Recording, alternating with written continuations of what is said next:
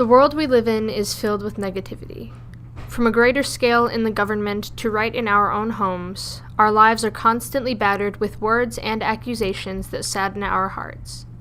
Whether it's a casual comment you hear in the hallway or yet another event you watch unfold on the news, something always seems to be wrong. It seems like someone is always telling you to do something better and that you could work harder, even though you feel like you're giving it your all. Where do you turn when it looks like the world is against you? Take Jesus' example.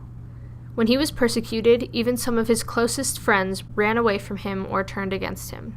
He still trusted in the Lord, no matter what challenges came his way.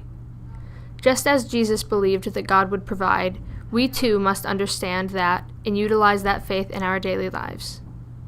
In the psalm from today, the speaker asks the Lord to save them from the persecution they are experiencing. The speaker says, "In your hands is my destiny. Rescue me from the clutches of my enemies and persecutors."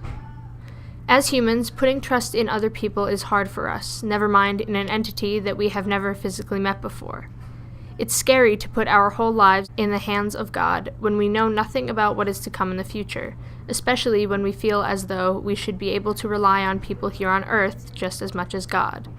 But sometimes that's not the case. People are selfish, and they don't think about how what they say or do might affect you. But God does. He cares for you and protects you even when you feel like you aren't worthy of protection or love. His love is never-ending, and that is why we can always look to him for support.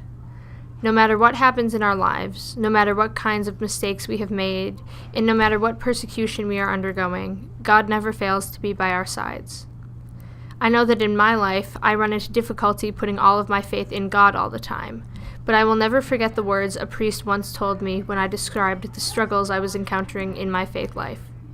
He said, "I know you're having a hard time, but who is God?" I didn't make a reply, seeing as I thought it was a rhetorical question. "God is your Father," he said. I nodded, and he continued, "And you are and always will be his daughter. Remember that." Just as the priest that day reminded me of the ever-present bond I have with God, I remind you as well. God is your Father, and he will always be there for you, even when you feel like the whole world is against you.